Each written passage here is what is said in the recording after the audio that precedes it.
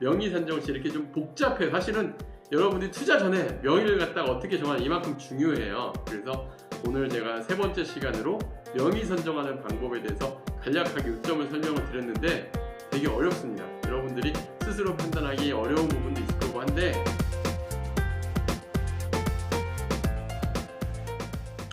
안녕하세요. 월세고수TV의 최영수입니다. 네, 오늘은 상가 투자 전 체크리스트 세 번째 시간인데요. 네네. 오늘은 어떤 내용으로 해주실 건가요? 예, 제가 첫 번째 편에서 체크리스트 순서대로 저희가 지금 하나 준비하고 있는데요. 오늘 내용 되게 중요합니다. 뭐 다 중요하겠지만 상가 투자를 하게 되면 이제 기존 투자하고 방식이 완전히 다르죠. 기존에는 많은 분들이 이제 부동산 투자를 하면 아파트 투자로 해서 매매 차익을 보고 파는 이런 개념을 전세 끼고 집을 샀다가 매매 차익을 보고 파는 형식으로 되다 보니까 매년 소득에 대해서는 거의 신경을 쓰지 못하다 보니 이제 개념이 좀 다른 개념인 거예요. 이제 많은 분들이 월 임대소득이 발생을 하고 임대소득에 대해서 종합소득세가 발생한다는 걸 처음 경험을 해보시게 됩니다. 그런데 이때 만약에 상가 명의자를 갖다 잘못 선택을 하면 소득세가 내가 기존에 만약에 소득이 많았던 분들은 소득세를 상당히 많이 낸다는 걸 겪게 되세요. 그리고 또 어떤 분들은 소득은 적은데 건강보험료 문제가 발생을 하게 됩니다. 결국 크게 본다면 건강보험료와 세금 때문에 사전에 명의자 결정을 잘 해야 되는데 그걸 어떤 식으로 기준을 잡고 그 다음에 어떻게 명의자를 선정할지를 오늘 좀 얘기를 해보겠습니다. 자, 이제 첫 번째로 딱 우리가 상가 투자를 한다면 저희가 그동안 저희 유튜브 채널에서 가장 인기 많았던 게 법인 임대사업자와 개인 임대사업자 어떤 걸 선택할 거냐 이런 내용을 많이 여러분들에게 말씀을 드렸었죠. 근데 이제 개인 소득세하고 증여 등 감안해서 법인 여부를 결정을 해야 되는데 좀 간단하게 제가 그냥 아주 단순한 물론 이렇게 단순화해서 하면 안 되겠지만 단순하게 말씀을 드리면 일단 임대료가 200만 원이 안 될 경우에는 웬만하면 그냥 개인 사업자로 하는 게 낫습니다. 사실 법인이 무조건 유리한 건 아니에요. 제가 이제 몇 번 저희 법인 관련해서 내용을 말씀드렸는데 법인으로 하게 되면은 가장 중요한 게 기본적인 월 비용이 많이 나가게 돼요. 일단은 세무기장료 그리고 또 하나는 세무기장료 플러스 뭐 부가세 신고할 때 신고 비용 그 다음에 만약에 우리가 본점을 이전한다거나 뭐 주소만 이전해도 본점 이전을 해야 되잖아요. 그럴 때마다 등기를 또 별도로 해야 되고 또 돈을 갖다가 그 관리를 잘 하셔야 돼요. 법인 같은 경우는 내 통장과 회계상의 기준이 딱 맞아 떨어져야 돼요. 안 그러면은 여러 가지 많이 불리한 점들이 많거든요. 그래서 그런 관리가 좀 타이트하다는 부분들이 있다 보니까 법인이 무조건 유리한 건 아닙니다. 그냥 단순히 상식적으로 생각을 하더라도 법인세 10%를 내고 내가 월 받는 소득에 대해서 만약에 여기서 법인의 돈을 가져오면 또다시 소득세가 발생을 하거든요. 그래서 이거에 대해서 플랜이 정확하지 않는다면 법인이 불리한 경우가 많은데 그 기준 첫 번째 기준 정도가 임대료 200만 원 초과시를 첫 번째로 일단 보시면 될 것 같습니다. 자, 그럼 법인이 소득세를 갖다가 이거는 전에 저희가 법인으로 투자해야 되는 이유라는 저희가 제목으로 그때 전에 유튜브 채널을 할 때 제일 먼저 사람들이 와닿는 게 세율의 차이였어요.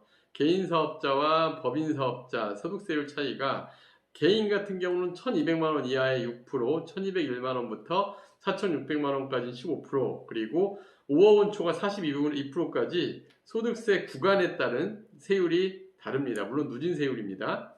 그래서 법인 투자, 근데 법인세율 같은 경우는 2억 이하는 10%. 근데 대부분의 임대소득이 뭐 일반인들이라면 연 2억 이하가 되겠죠. 그러면 10%, 2억의 초과 200억 이하는 20%, 200억 초 3천억 이하는 22%, 3천억 초과는 25%인데 일단 10%인데 이 10%를 갖다가 어떻게 경비 처리를 어떻게 할 것이며 그 다음에 내가 개인으로 어떻게 가져올지에 대한 계획을 잘 세우셔야 되는데 법인을 투자해야 되는 경우 총 4가지 정도로 한번 정리를 해볼게요.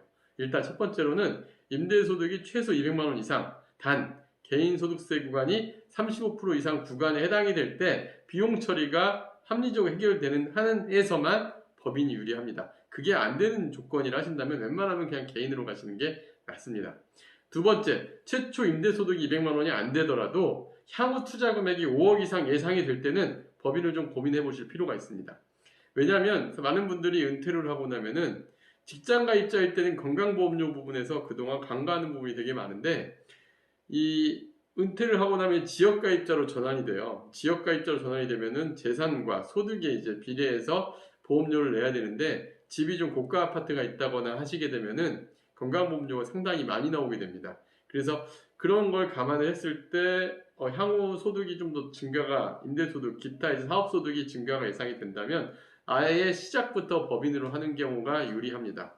그 다음에 기존 법인 사업자 보유한 사업자분들은 기존 법인 사업자, 그러니까 내 제조업이라든가 아니면 유통업이라든가 이런 법인을 보유하고 계신 분들은 그 법인에다가 추가로 임대업을 활용하신다면 그것도 괜찮은 절세 방안이 되니까 잘 활용해 보시면 좋을 것 같고요.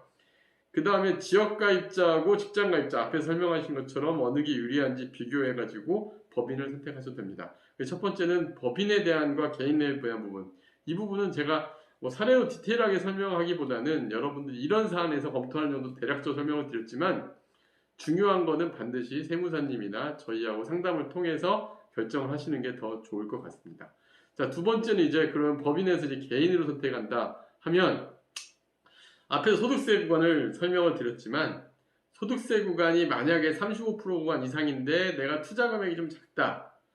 이렇게 된다 그러면은 만약에 피부양자분이 부인분이 만약에 피부양자인데 부인 명의로 할지 본인 명의로 할지 헷갈리는 경우가 많은데 월세 소득이 100만 원 이상이 넘어간다 그러면은 배우자 명의로 하시는 게 더 나을 것 같아요. 왜냐하면 지역가입자로 전환이 된다고 하더라도 내 기본 소득 대비 소득세율이 상당히 높다 보니까 종소세는 합산이 돼서 상가 같은 경우는 합산이 돼서 나오다 보니까 소득세율이 상당히 많이 나오거든요. 차라리 피부양자가 지역가입자가 전환이 된다 하더라도 이쪽이 유리한 경우가 더 많습니다. 그래서 그럴 때는 이제 배우자 명의로 하는 게 좋을 것 같고요.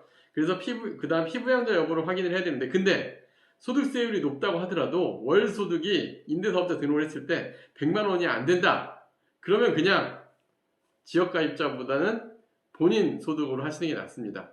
왜냐하면 피부양자에서 지역가입 전환됐을 때 건강보험료가 생각보다 많이 나올 수도 있거든요. 내 재산 여부에 따라서. 그건 저희가 전에 건강보험료 아마 저희가 찍었던 내용에서 볼 수가 있는데 오늘 간단하게 설명을 좀 드려볼게요. 자, 건강보험료는 2022년 7월 이후부터는 기타 소득 2천만 원 초과 시에 피부양자 탈락이 된다고 하는데 단 상가 임대사업은 사업자 등록을 하는 순간 이 소득과 관계없이 바로 지역가입자가 전환이 됩니다. 이게 지역가입 전환이 되면 어떤 문제가 발생하냐면 전에 제가 이제 사례를 설명드렸던 내용인데 건강보험료는 이런 식으로 발생이 돼요. 첫 번째는 소득, 지역가입자 같은 경우, 두 번째는 차량, 세 번째는 재산, 세 가지의 점수를 합산하는데 월 100만 원짜리 상가를 갖고 있다. 월 100만 원 소득의 상가를 갖고 있다면 여기에 2000cc 차량 한 대가 만약에 배우자 명의고 공시가 4억짜리 30평대 아파트를 갖고 있다 쳤을 때 월 27만 9,682원의 건강보험료가 나올 수도 있어요. 근데 만약에 임대소득이 뭐 한 100만 원 안쪽이다 하면 한 달에 30만 원 가까운 건강보험료를 내면은 오히려 손실이 크죠. 예전에 어떤 경우도 봤냐면 은퇴하신 어머님이신데 아드님 밑에 피부양자로 돼 있다가 상가 월세 60만 원 받는 걸 섣불리 자기 명의로 하나 사신 거예요. 그랬다가 60만 원 받으려고. 그랬다가 건강보험료를 제가 한 30만 원 내시는 거 봤었거든요. 60만 원 받으려고 했다가 30만 원 건강보험료 내면은 실질적인 실익이 전혀 없어지는 거죠. 그래서 이런 부분들도 체크를 잘 하셔야 됩니다. 그리고 이제 저희가 지역가입자, 이제 직장가입자도 내가 직장 건강보험료를 내고 있는데 하나 또 생각해야 될 게 건강보험료에서 기타 보수월액이라는 게 있습니다. 그러니까 임대소득이 현재까지는 3,400만 원 이상이 넘어가지 않으면 건강보험료 별도로 발생하지 않아요. 그런데 직장가입자도 2022년 7월 이후부터는 기타 소득 2천만 원 초과 시에 월 그 소득에 대해서 6.68%, 6.86% 정도의 세율로 그 건강보험료 추가될 수 있다는 것도 우리가 알고 있으면 좋은데 명의 산정 시 이렇게 좀 복잡해요. 사실은 여러분들이 투자 전에 명의를 갖다가 어떻게 정하는 이만큼 중요해요. 그래서 오늘 제가 세 번째 시간으로 명의 선정하는 방법에 대해서 간략하게 요점을 설명을 드렸는데 되게 어렵습니다. 여러분들이 스스로 판단하기 어려운 부분도 있을 거고 한데 세무 쪽으로 좀 공부를 또 좀 하시고 명의자 선정을 하시는 게 중요할 것 같고요. 저희 분에게 상담해 주시면은 그런 부분들에 대해 상세하게 설명드리도록 하겠습니다. 오늘 상가 투자 전 체크리스트 세 번째 시간 명의 변경이 왜 중요한지 설명을 드렸으니까요. 누구 명의로 투자를 할 것인가 이 부분 사전에 꼭 유의하셔서 결정하시기 바랍니다. 네, 다음 강의도 기대하겠습니다. 네, 감사합니다.